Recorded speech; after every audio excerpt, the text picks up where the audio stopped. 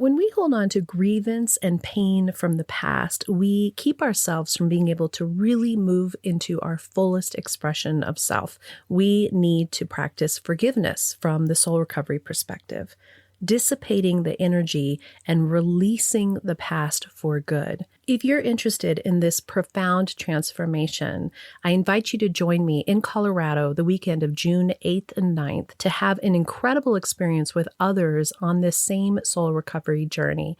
2 full days of immersion in the soul recovery process where you will indeed leave transformed. You will be able to truly let go of these old pains and step into a new way of being. Check out the show notes for a coupon code and how to register. If you have people in your life who are struggling, or relationships that are complex and difficult, it's easy to get attached to the pain. It's easy to get attached to the story or the fear. And we begin to see people through those stories, the pain and the fear, and we lose track of the souls that are underneath, the wholeness that actually is underneath the dysfunction, that is underneath the upset. And we begin to attack them, and through that, we actually end up hurting ourselves. We give our power away. In this episode, where we are learning that they are as we choose to see them, we begin to look at the difference between the facts that are happening in our lives that are painful and how to be in that pain, be in those feelings, and still be able to choose how we see them, interact with who we choose to see, and to see them from a more clear, compassionate, and honest lens. Enjoy the episode. Welcome to the Recover Your Soul podcast, a spiritual path to a happy and healthy life. My name is Reverend Rachel Harrison. I started Recover Your Soul after having profound changes in my life from my recovery of alcoholism, codependency, and control addiction. I was guided to share the tools and principles of spirituality and soul recovery to help others transform their lives as mine was transformed. For us to overcome external circumstances, we need to turn the attention to ourselves, focusing on our inner change and healing. Positive results in our lives will follow. Welcome back to Recover Your Soul. I'm Rev Rachel, and I am so grateful that you've chosen to spend your time with me here today because we are doing our soul recovery. We are learning how to take our power back. We are learning how to let go of the complexity and the chaos of the outside world to determine whether we're okay or not. That's why we're here. And if you're new to the community, welcome. This is an amazing, amazing community of people all over the world who have found this podcast through whatever door you walked through, and you are finding yourself here. We are going to learn how to let go of what is on the outside that we think is telling us whether we're okay, whether we're happy, whether we're validated, whether we're enough. And we're learning to turn within and find that comfort, that peace, that truth within ourselves where our power lies. That is soul recovery.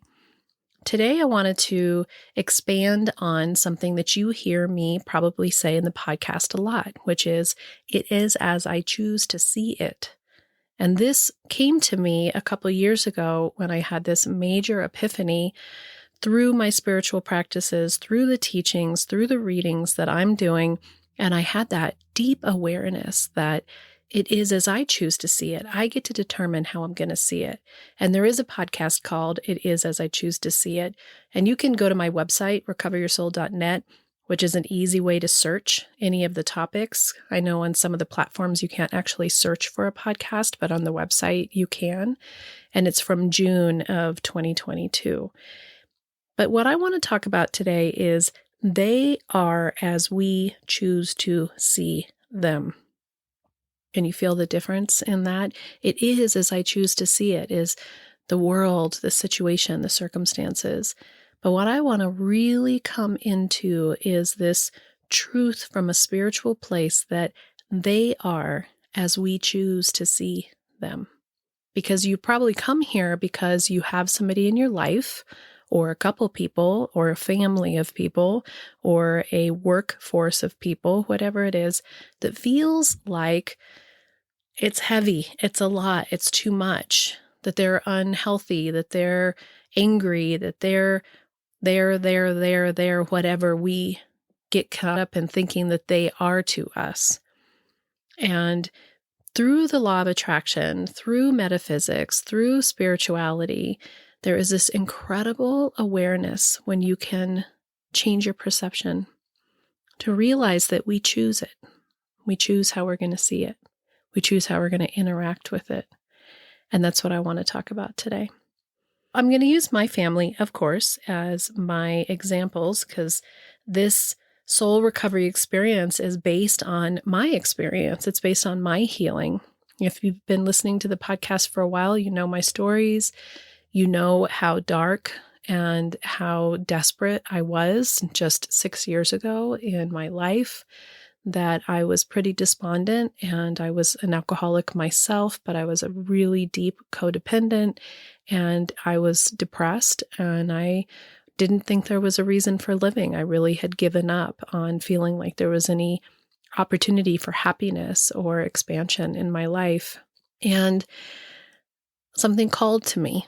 There was a calling to me that I needed to wake up, that it was time to wake up, that it was time to make a change. It was time to do and be different.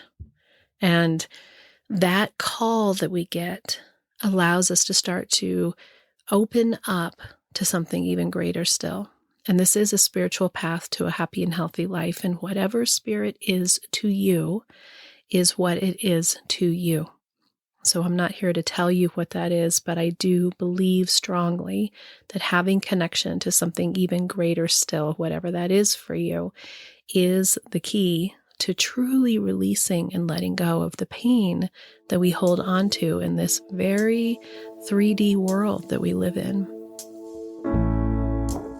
If you're ready for soul recovery, as a spiritual coach, I can support your healing to help make real changes that will bring you a life of peace, happiness, connection, and abundance. You can also work in smaller groups by taking a deep dive in a Zoom workshop or with me in person at a retreat or an event. Join others on the soul recovery path once a month for the free Zoom support group or daily on the private Facebook page. Visit the website recoveryoursoul.net to book coaching sessions with me or find all the information you need about soul recovery, dates that are coming up, and how to register for those groups and workshops. To support the podcast and the community, check the links in the show notes to make a small monthly donation or a one-time donation of your choice that will make a huge impact to support this community and the soul recovery mission. Together, we can do the work that will recover your soul. I want to talk a little bit about my husband to start and then my kids, because as I've made this switch in my life around it is as I choose to see it, you can start to think that that means that we personally are responsible for taking something less than. And that's not at all what I choose to see it is all about, or they are as I choose to see them. It's not about allowing behaviors or situations that are unhealthy to you to continue, to persist. That is not at all what this is about. This is about empowerment and awareness that we, our minds, our ability to see the situation are all filtered through our perception, our experiences, our past experiences, the life that we've lived so far. And of course it is. Of course it is. Everybody is doing the same thing. Everybody can only perceive the world through what they know, what they have learned, what they have seen. And so if you think about how that perception starts at a very base level, and it's very factual, it's very black and white, it's trying to figure out why things are the way that they are. And then to determine why they are what they are, we make up stories that make sense for however our development was at that time, for wherever we were in our stage in life. We make up the stories, the behaviors, the patterns, the beliefs that go along with making sense of a nonsensical world. And that's how we survive. And then we create our relationships with people based on these beliefs that we've set up for our entire lifetime. And again, it's not about judgment. You've heard me say a million times, and I can't say it enough because it's so true, because we're told to judge that someone's right, someone's wrong, this is good, this is bad. In soul recovery and spirituality, the invitation is to start to release that attachment, to release and let go of the need to have a judgment about anything, and to just start to look at it and have awareness for what it is. So when we look at relationships, when we look at the people in our lives, we were trained to believe that you did this to me and therefore I feel this way. You treated me this way and therefore I am this. And I don't know a single person on the planet who doesn't have some pain from childhood that tells them that they're unlovable, unworthy, not enough, unvalued. We all end up with this fascinating underbelly judge part of us, critic, that believes on some level that we are not enough. I've never met somebody who doesn't have that, maybe just a tiny bit. And isn't that fascinating? Isn't that interesting that that's what we end up getting, whether we had parents who tried everything to tell us how wonderful we were? So much so that it overdid it, that we feel all these incredible pressures to live up to their expectations, or whether we had parents that had no tools in their toolbox to do the best that they could for us. We end up with some pain that needs to be resolved.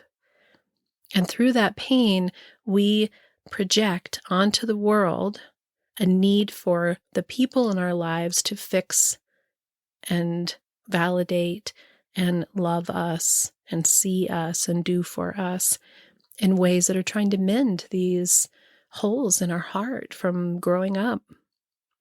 So when I think about this place in my life where I chose to see my husband in particular from this viewpoint of this starry-eyed woman, 22 years old, met him. He was 25 at the time.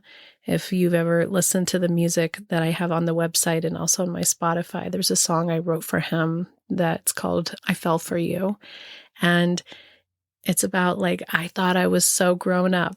When we met, I thought I was so mature and I'd already had life. And on some level, we are in our 20s. We've had a lot of life by then. But in the grand scope of really figuring out who we are, it's not until the 30s, 40s, or 50s that we have any concept really of our larger self. And when I met him, I had this ideal of what I thought marriage was going to look like, what I thought that partnership was going to look like, what I thought normal was, what I thought being successful was. I had all these pieces in my head that come from what we've seen in the world around us. And when you first fall in love with somebody, everything is on its icing on the cake. Generally, we're showing up in our absolute best. I know I was. And not only was I showing up my absolute best, I was showing up to be what I thought he wanted me to be. So he was trying to be what he thought I wanted him to be. So on some level in those beginning relationships, we're actually not authentically really showing up with the person that we're going to end up with, which is so fascinating. So we are seeing them already from the way that we choose to see it. They are who we choose to see them as they are. And it's from this perspective of what we want them to be, how we want them to be.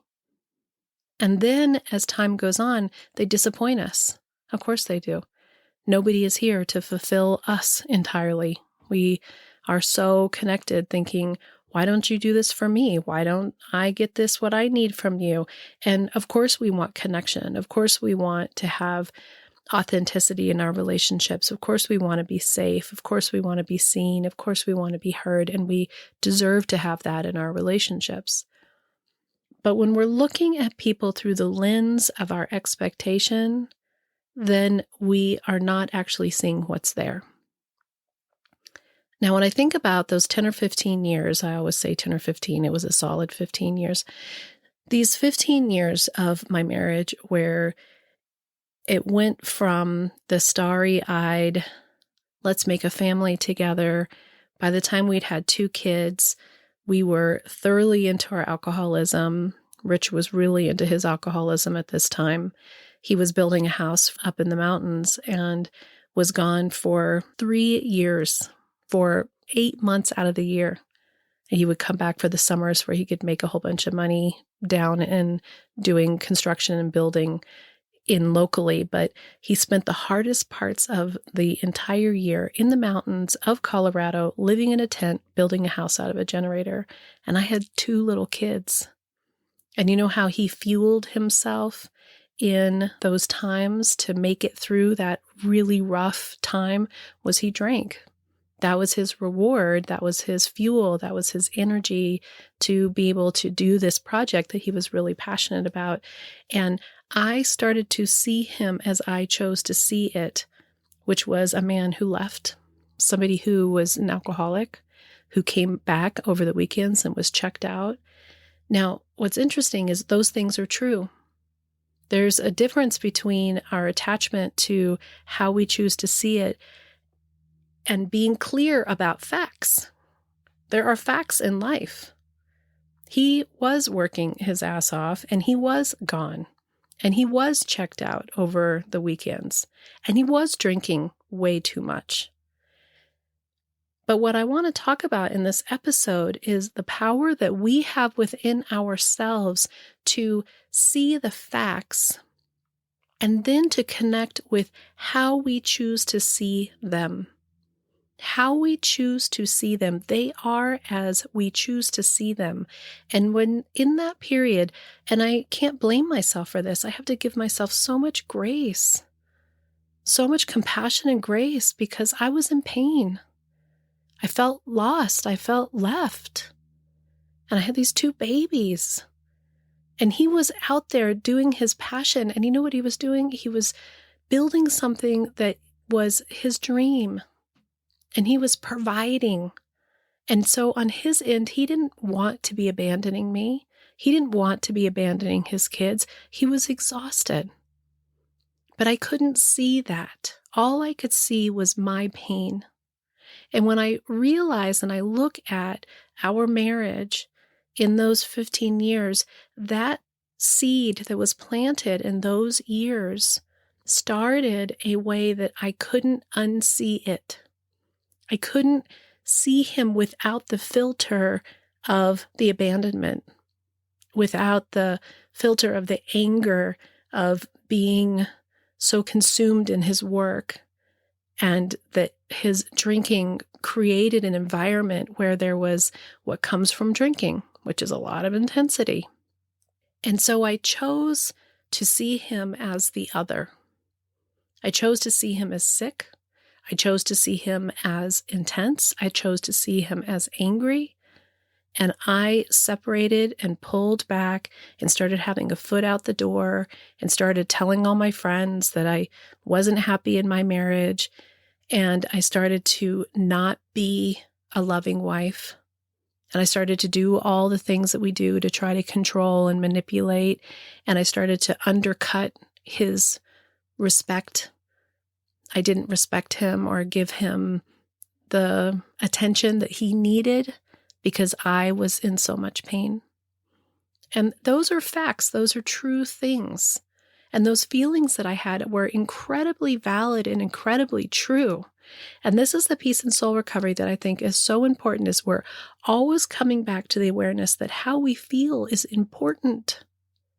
Those years hurt. Those years were incredibly painful and incredibly difficult. Now, if we are choosing to see people from this lens, when we awaken just a little bit and start to recognize that everybody is doing this, Everybody is looking at the world through their lens, through their needs, through their experiences, through their pain. And every single person is showing up with what they have to offer at that time from their health or from their dis-ease, from their unhealthiness. That's what they have to offer. And until we awaken to some level, until we awaken to the ability to be present in what is from an expanded place, we will attach to people for their dysfunction, for the things that make us angry, for the behaviors that we don't like. We will attach to those things and we will relate to that. And when we do that, we are choosing to see them as the enemy, as the person who is broken, as the person who is sick, as the person who is hurting us. And they become that. They become that. And we can't see them as anything else. Can you feel the energy around that? Can you feel how there's no control in that? In soul recovery, what we're learning is we're powerless over every single thing outside of ourselves. Every single thing outside of ourselves. And this desire for us to attach to somebody else's dysfunction takes our power away. Because that says to ourselves that if they would be different, then we would be better. If they would be okay, then I can be okay. If he would be this way, then I could actually be happy. So what's really fascinating is to really look at for myself, to look at those years in our marriage and in our life where I couldn't see past the stuff that was really hurting me. And Rich felt it. He felt it. He knew it. He used to say a lot, "I don't think you like me." And the truth was, sometimes I didn't. Because what I was looking at was the parts of him that I had become attached to that I didn't like. And all of my energy was going out to them, to him, to them, to him, to them, to him. There was very little energy coming back to how can I attend to myself? How can I choose to be present with this in a different way? How can I see him with love? How can I take care of the parts of me that are hurting? I was putting all my energy on if they would be different, if he would be different, then I could be okay. So what changed for me in my spiritual journey was to awaken and to have just enough space. It just takes a tiny shift to begin to look at things through a clearer lens, to recognize the actual facts that are happening, and then decide, am I going to see this person through their dysfunction, or can I open up and see underneath the true nature of the person that is there, which in all of us is wholeness. In all of us is love and light. It might be very covered in dysfunction, but every time we are connected to their dysfunction and not their inner being, we're just making that dysfunction even more true, even more present. That's who we're interacting with. Now, when I started doing this work 6 years ago, when I finally got sober and started in AA and started in Al-Anon, as that started these programs for me, I'd been in a spiritual center for a long time. It was as if I was hearing the teachings that I had been listening to in that church for 20 years for the first time. And I heard the steps in a new way. And I recognized that I had been very attached to the dysfunction of everything, that was what I was choosing to see. And that for each person, I was choosing to see them in a way of how they didn't give me what I needed, how they hurt me, how they were this, how they were that, instead of just seeing them as human beings with their own complex nature, with their own pain, and to see who they actually are in their goodness and their beauty and what he has to offer, what she can offer, who they are, who they truly are. I started to choose to see him in a different light. And I started to see the man who has worked incredibly hard for our family for 32 years, who never gives up, day in and day out, goes out and does this incredibly physically difficult labor, who is creative, who is funny, who is intense, who is really into doing things that are way outside of my scope of excitement, all the water sports and the board sports, who grew up as an alcoholic and from an alcoholic home, who is kind and devoted to his family and has ADHD and is creative. And I started to look at him for him instead of for who I thought I wanted him to be. And when the smoke cleared, there was a really beautiful human being sitting there looking at me.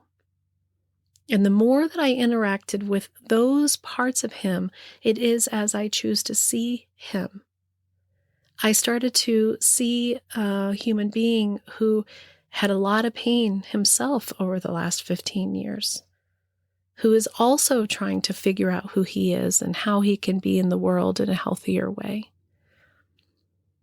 And through this, I was able to do the work of forgiveness in soul recovery, which is a whole other topic in another episode, and I've talked about it before. But when I'm attached to his ugliness that I perceive, I'm also attached to all the ugliness and all the pain that has happened in our relationship.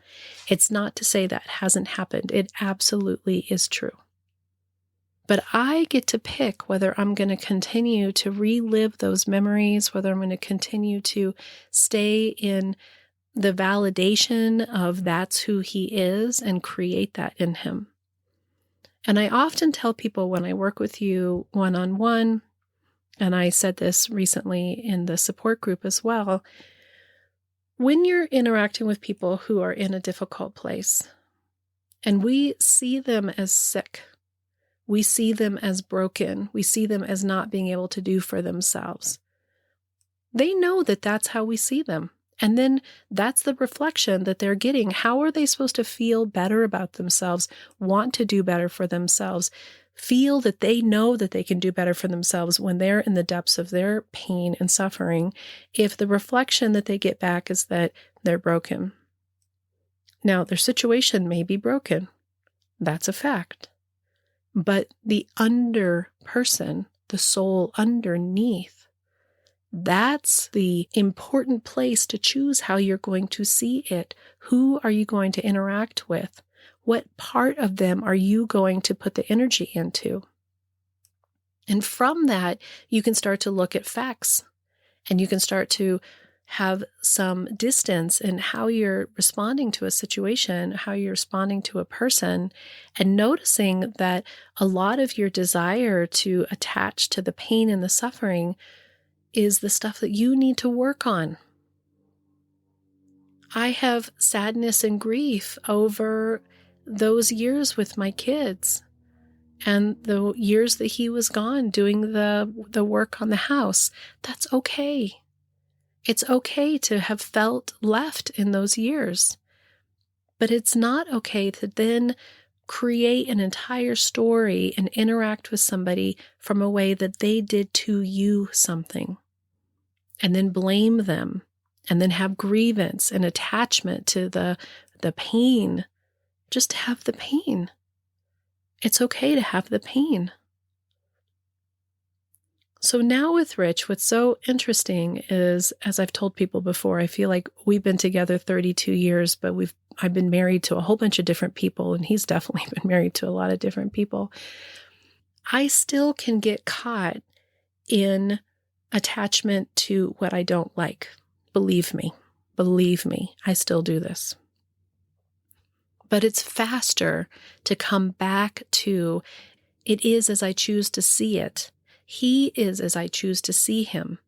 And what's incredible is 6 years ago, when I started doing this deep, deep work, I saw him totally differently. And I will tell you, for the last 6 years, it's like an entirely different human being. However, I don't actually think he's changed that much.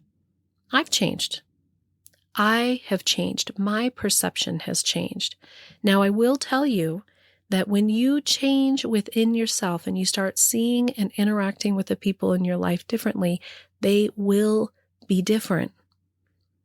But it's not like he became a whole other person. It's that I am drawing out from him the things that align more with what I am calling to. I'm drawing out of him his grace and his humor and his kindness and his patience. I'm drawing out safety that allows him to actually work on some of his own stuff and feel safe to talk to me about it and safe for him to show up in his best self most of the time.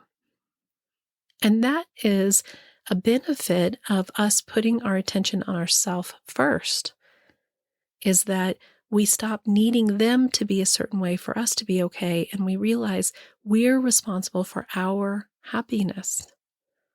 This goes with my kids too. They are as I choose to see them. When we look at our children and they're struggling and they're having a hard time, and what we see in them is someone who is struggling and having a hard time, we don't want to be validating or encouraging that behavior, but we want to be showing up in a way that has boundaries, that is not being codependent or enabling, that isn't also burying your head in the sand and pretending like nothing's going on. I'm just going to Pollyanna and see you as perfect and wonderful. It's not about that. It's about this perception within ourselves that can notice and see the complexity of somebody else, the problems that they might be experiencing, and not attach those to the soul that is on the inside. And to remember to shine your light on their light, and to speak about and talk about and have interactions that can differentiate between the soul and the behaviors, so that they can differentiate between the soul and the behaviors, so that they can recognize that they want to step into their wholeness.